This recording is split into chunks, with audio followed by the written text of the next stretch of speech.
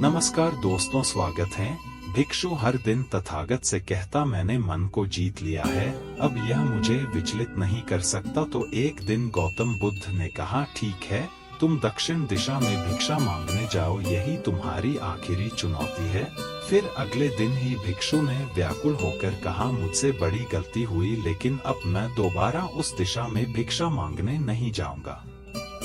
यह कहानी शुरू होती है जब एक बड़े प्रदेश का राजकुमार अपना राजमहल सब कुछ त्याग कर बौद्ध संघ में शामिल हुआ। शुरुआती दिनों में नए भिक्षु ध्यान करना सीखते, इसके साथ साथ गौतम बुद्ध उन्हें भिक्षा मांगने भेजते ताकि भिक्षुओं का अहम कमजोर हो और उनका व्यवहार विनम्र हो जाए। संघ में आने के कुछ समय पश्चात राजकुमार भी भिक्षाटन पर जाने लगा। शुरू में सब ठीक था, लेकिन कुछ ही दिनों में घटना घटी जिस कारण राजकुमार विचलित हो गया और उसने भिक्षाटन पर जाने से मना कर दिया। भिक्षाटन का नियम था कि भिक्षु केवल 2 घरों में भिक्षा मांगते और नहीं मिलती तो आश्रम वापस आकर जल ग्रहण करते। एक बार राजकुमार भिक्षु नगर में भिक्षा मांगने निकला और दुस्सहयोग से भिक्षा नहीं मिली। शुरू में राजकुमार भिक्षु को निराशा हुई, लेकिन कुछ ही पलों में उसका मन शांत हो गया, जैसे कुछ हुआ ही ना हो। बिना प्रयास के आज भिक्षु बड़ा प्रसन्न था। उसने लौटकर गौतम बुद्ध से कहा, आज मुझे भिक्षा प्राप्त नहीं हुई, लेकिन मेरा मन शांत है, ना किसी विचार ने मुझे परेशान किया। गौतम बुद्ध भिक्षु की सारी भावनाएं समझ रहे थे। तथागत ने कहा, अच्छी बात है, अब तुम कल महल की तरफ भिक्षा मांगने जाना। भिक्षु ने आज्ञा का पालन किया और अगले दिन भिक्षा मांगने निकल गया। कुछ देर बाद जब भिक्षु महल के आगे से गुजरा तो उसे अपना महल याद आ गया कि कैसे वह ऐशो आराम का जीवन जीता था। भिक्षु ने सोचा, महल में खाने को स्वादिष्ट पकवान मिलते और सेवा करने को कई नौकर होते और सभी प्रकार के सुख मिलते। ऐसा सोचते सोचते भिक्षु के मन में इच्छा हुई कि आज बढ़िया भोजन मिल जाए। तभी भिक्षु सचेत हो गया कि यह सब अतीत की स्मृतियां हैं और मैं केवल इन्हें देख रहा हूँ। पुरानी यादों के ताजा होने से मन में कुछ इच्छाएं प्रकट हो रही हैं, यह भी मैं केवल देख रहा हूँ। अगर मैं इन शारीरिक इच्छाओं को पूरी करने की लालसा रखूं तो मैं मन की शांत और यह जागृत अवस्था खो दूंगा। भिक्षु ने महसूस किया कि जब जब हम स्वयं को 2 कदम आगे ले जाते हैं, चेतना का स्तर ऊपर उठाते हैं, तब तब मन इस प्रकार के खेल खेलता है। जब हम मन को शांत करने लगते हैं तब मन हमें बेचैन करने की पूरी कोशिश करता है। भिक्षु यह सोचकर बहुत खुश हुआ क्योंकि आज उसने आत्मचिंतन से मन के बारे में गहरी समझ और सूक्ष्म दृष्टि प्राप्त कर ली। भिक्षु ने आश्रम आकर गौतम बुद्ध को सारी बात बताई और कहा, तथागत, आज मुझे आपकी कृपा से सूक्ष्म दृष्टि प्राप्त हुई। मन हमें बार बार इच्छाओं में उलझाना चाहता है। महल को देखकर मुझे भी पुराने सुखों का स्मरण हो आया, लेकिन आज भी विचार मुझे छू नहीं पाए। गौतम बुद्ध ने कहा, अच्छी बात है, कल नगर की दक्षिण दिशा में जाना, वहाँ एक हवेली है, वहाँ मन और विचारों पर उपदेश देकर आना। भिक्षु बहुत खुश हुआ। आज वो जल्दी जल्दी चल रहा था क्योंकि वो उपदेश देने जा रहा था। पर दोस्तों, इस बार की यात्रा भिक्षु पर भारी पड़ने वाली थी। कुछ ही देर में भिक्षु हवेली पहुंचा और भिक्षा के लिए आवाज लगाई। आवाज सुनकर एक सुंदर युवती बाहर आई। भिक्षु ने सोचा कि इस युवती की सुंदरता को देखकर मेरे मन में कोई विचार नहीं आना चाहिए, क्योंकि मेरा यहाँ आने का प्रयोजन तो इसको उपदेश देना है। युवती ने भिक्षु को प्रणाम किया और कहा, आइए पहले भोजन ग्रहण कीजिए। भिक्षु ने भोजन किया, फिर सोचा कि उपदेश देने से पहले थोड़ा आराम कर लेता तो अच्छा होता। भिक्षु यह सब सोच ही रहा था। इसी बीच युवती ने कहा, श्रीमान, आपने अभी अभी अन्न ग्रहण किया है, अब थोड़ा आराम कर लीजिए, फिर उपदेश शुरू करना। यह सुनते ही भिक्षु सतर्क हो गया। जो योजना वह मन में बना रहा था, यह महिला वह सब बिन बताए करती जा रही थी। भिक्षु ने सोचा, यह सब संयोग है, यहाँ लोग भोजन के बाद आराम करते होंगे। फिर भिक्षु आराम करने लेट गया और विचार करने लगा कि महिला कितनी समझदार है और इसकी सुंदरता बेजोड़ है। अगर मैं राजकुमार होता तो ऐसी ही स्त्री के साथ विवाह करता। भिक्षु के मन में ऐसे ही कुछ विचार चल रहे थे। इतने में युवती फिर से आई और बोली, अगर आप राजकुमार होते तो मुझे उपदेश कैसे रहते? भिक्षु जी, आप तो मुझे उपदेश देने आए थे ना। युवती का इतना कहते ही भिक्षु को स्पष्ट हो गया कि युवती तो मन पढ़ सकती है। भिक्षु घबरा गया और हाथ जोड़कर पूछा, क्या आप मेरा मन पढ़ सकती हैं? युवती ने कहा, क्षमा कीजिए, ध्यान करते करते मेरा मन शांत हो गया है, इसलिए बड़ी आसानी से मुझे दूसरों के विचार अपने आप महसूस हो जाते हैं, उनकी भावनाएं समझ आ जाती हैं।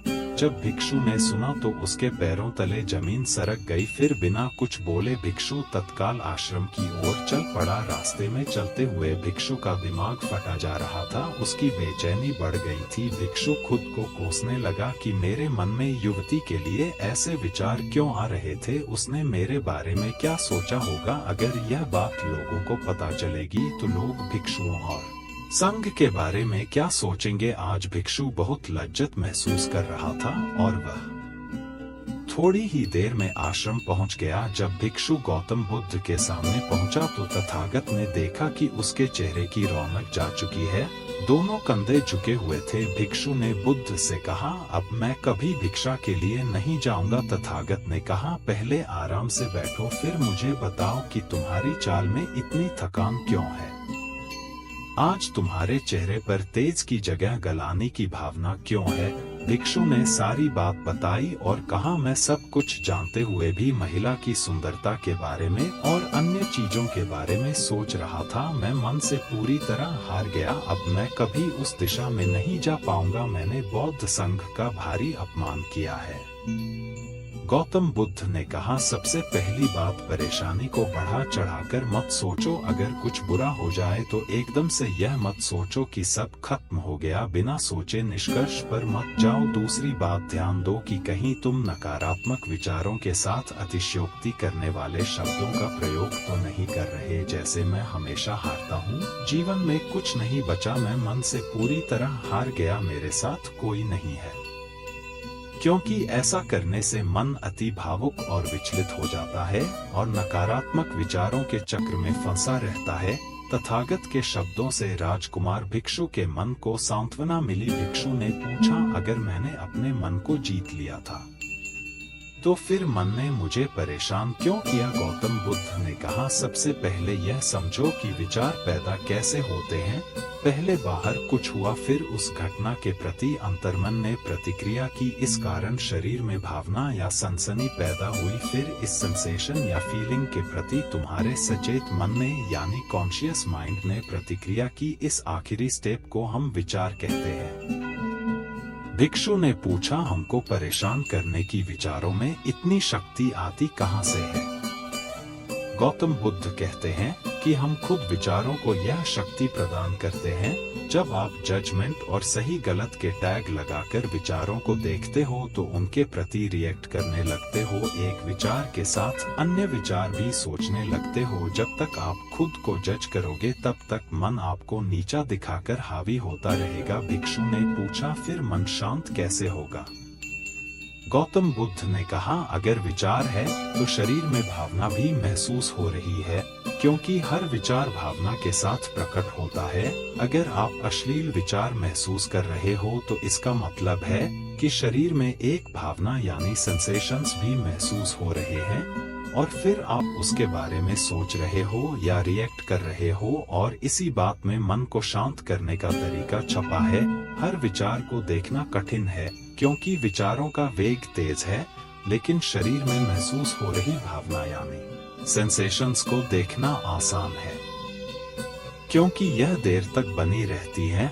अगर इन्हें बिना जजमेंट के सही गलत का मतलब लगाए सिर्फ देखा जाए तो यह गायब भी हो जाती हैं।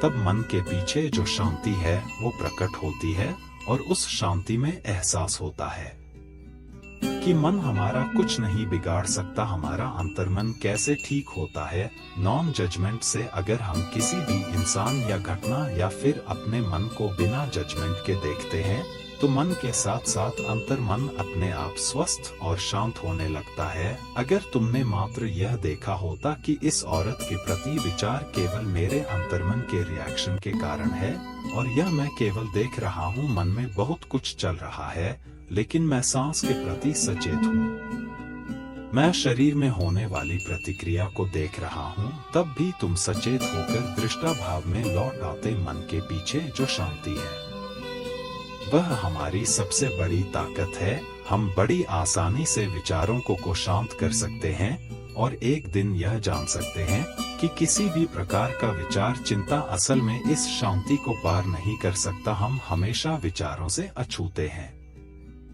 गौतम बुद्ध कहते हैं, तुम याद रखो विचार तुमसे हैं, तुम विचारों से नहीं। तुम हमेशा ही अपने विचारों से शक्तिशाली हो, अपने डरों और चिंताओं से शक्तिशाली हो।